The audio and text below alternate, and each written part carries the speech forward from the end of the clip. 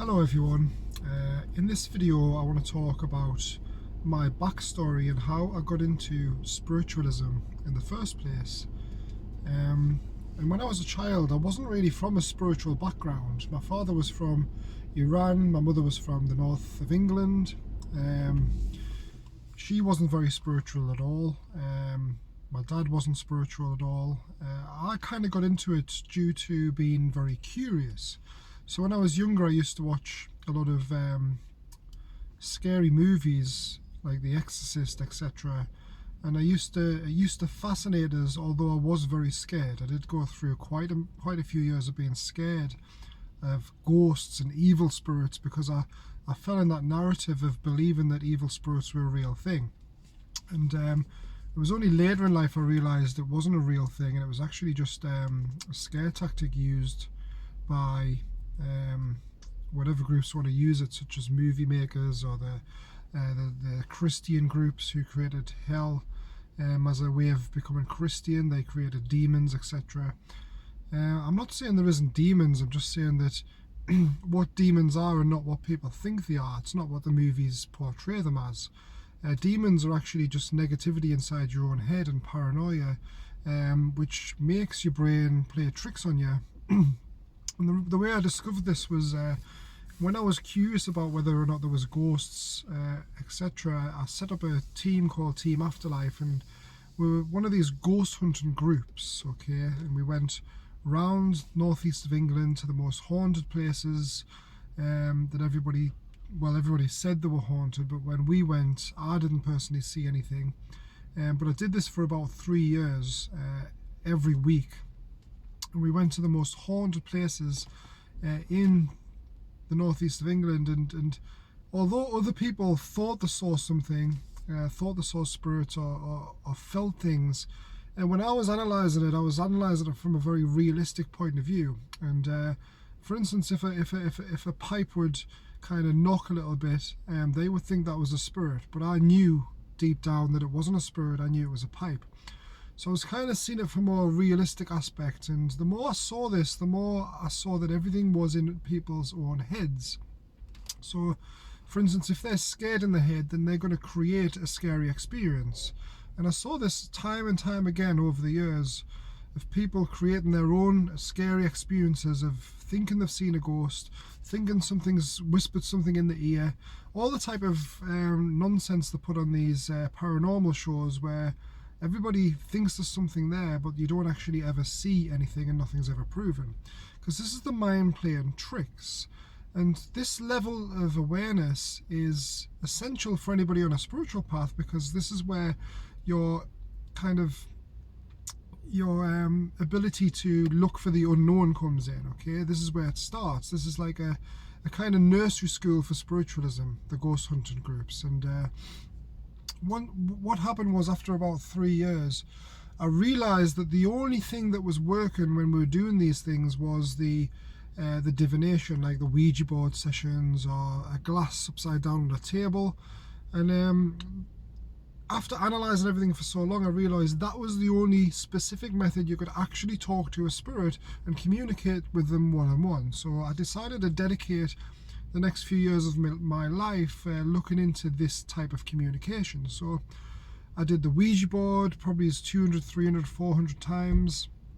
I created some forms called a CEF form, which was a spiritual experience form, and every time I did the Ouija board sessions or something similar to the Ouija board with people, I would get them to fill in this form to say who communicated, what date was the date, their experience with it, whether scared, whether not, etc. So I did about 20 of these forms, and my thinking was to get the information, to get all this evidence, in case I find a way of communicating with the other dimensions that's fail-safe. Okay, so my idea was I'll get a fail-safe way to communicate with the other dimensions. I'll have it all on paper, everybody's signatures to say it's real, and then I could present this to a scientific, a science group, for instance, and I'll say, let's test it scientifically. That was my original aim with spiritualism, to kind of find a way of communicating with another dimension that's scientifically proven. But that kind of faded away a little bit, because it was very hard to find people to do it, you see, because all the movies had scared people so much that they didn't want to do any kind of divination or a Ouija board or communicating with spirits properly. So then I started going to the spiritualist churches.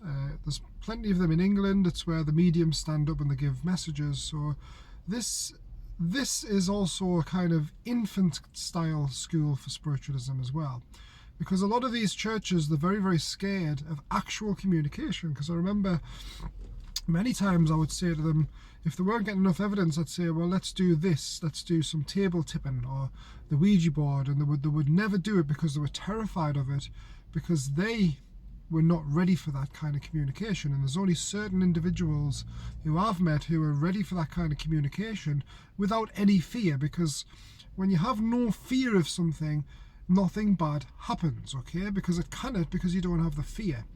So the fear in people's heads kind of over exaggerates things, and it creates this false sense of things happening, such as experiencing so-called demons or whatever it is. This is all in people's heads, and it's all them creating their own reality, and it's the mind playing tricks on them. So anyway, I went to the spiritualist churches for quite a while, and I even got up and I started giving messages. I was getting bits just downloaded to us, and some things I was saying was very evidential to the person I was giving the messages to. They understood who I was speaking to. I used to get names, I used to get dates, etc. But I found this wasn't reliable, okay? Because some days I would get loads of evidence, other days I would get none, and it wasn't very reliable. And the more I practiced it, the more I kind of got in a little bit of a rut where I was kind of trying too hard, and then it wasn't coming. And then after that, I kind of thought, right, okay, what's the best way to teach the world? So I thought I'll set up some kind of spiritual channel on YouTube, which is what I did. And at first I didn't have the confidence to talk in front of a camera, because I'm a natural introvert, and I still find it very hard to talk in front of the camera. You can probably tell I'm not the best speaker, but over the years I've got a bit better. But when I originally set up this channel, Real Spirit Dynamics, it was kind of like I was kind of just playing with YouTube a little bit. I was like finding a video that I thought would help the world spiritually, and then I was uploading it on my channel. Little did I know I was breaking YouTube rules at the time, but YouTube's rules were quite lenient at the time. So what happened was I ended up sharing a documentary by a science group in America called Quantum Gravity Research, and I shared this movie. I didn't know I was doing anything wrong. I just thought I was putting this stuff out there in the world so everybody could see it more, because they didn't have that many views. And when I put this movie, this documentary, it was called What is Reality, the views started to go up very, very fast. And before I knew it, it had almost hit 1 million views. And I was like, wow. And then the next thing I know, I get an email from Quantum Gravity Research saying, thanks for uploading our video. How did you manage to get so many views? And I literally said to them, well, it's such a good documentary, okay? And then they actually said to us, well, we don't mind if you share anything else we make as well, so we can get more views. Because at this time, I was getting so many views on this documentary that most of my subscribers were based on that documentary. This is why now YouTube brought in all these rules, so I cannot really share their content. So now my subscriber count is going down, okay, instead of going up, because most of my subscribers here were for that scientific movie, you see. They were like kind of science geeks, etc. But my intention was to put out something spiritual, because I like to mix spirit with science. So because of that, my channel proper blew up. I got an award off YouTube because I hit 100,000 subscribers. Now I've got about 112,000 subscribers, something like that. But my videos now don't get very many views, and this is because when I got all those subscribers, there wasn't a bell option or anything like that to get updates, and most of my subscribers weren't subscribed to me talking to the camera. So it was kind of like a fluke, or I think the universe did it for us to build the channel up to a point where I would get 1,000 views per video, you see, because if I hadn't have done that, it's very, very hard for a YouTube channel, especially someone talking to the camera, to get really big now, unless they're spreading out loads of nonsense, controversial stuff, and making a fool out of themselves, basically. So that's how I became the owner of this channel, and that's how I have so many subscribers on this channel. Although now most of my subscribers don't even see any videos I put on, because YouTube also changed the algorithm system.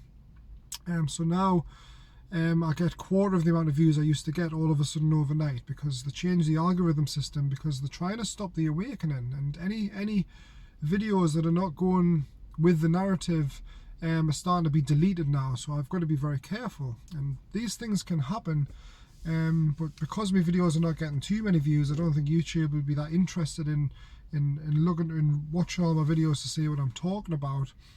But this can happen when the views start going up into the tens of thousands. This can start happening, and I know a few channels now that have been deleted.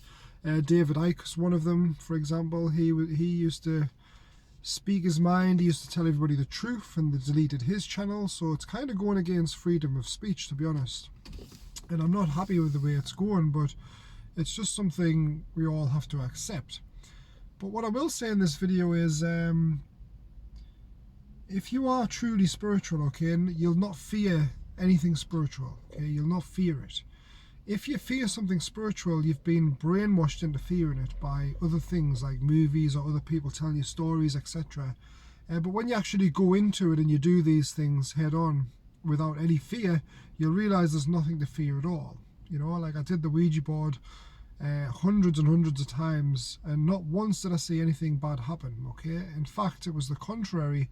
Everything good happened, okay? Every time I did the Ouija board with someone, the family would come through who've passed away, give them a lovely, loving message, and they went away very happy. Because that's the mindset I was in, okay? I wasn't going to allow any negative thoughts in my head to create a negative reality. So that's a little bit of my backdrop, a little bit of how I became who I am now.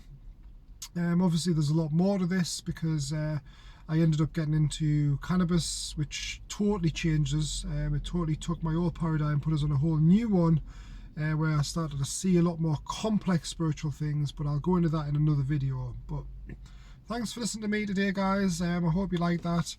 I know I've got some followers who do watch most of my videos, and I'm very proud of you guys for doing that. And I really appreciate all the comments you give, and all the thumbs up on the videos. Because if it wasn't for you guys, I would just quit this channel straight away, because it's pointless me talking about spiritual things if nobody's willing to listen. And let's face it, the way the world is at the moment, there's a lot of people who are not willing to listen because they're too busy focused on other things. So thanks for listening to me today, guys, and I appreciate all your support. Have a good day, and I'll see you guys on the next video.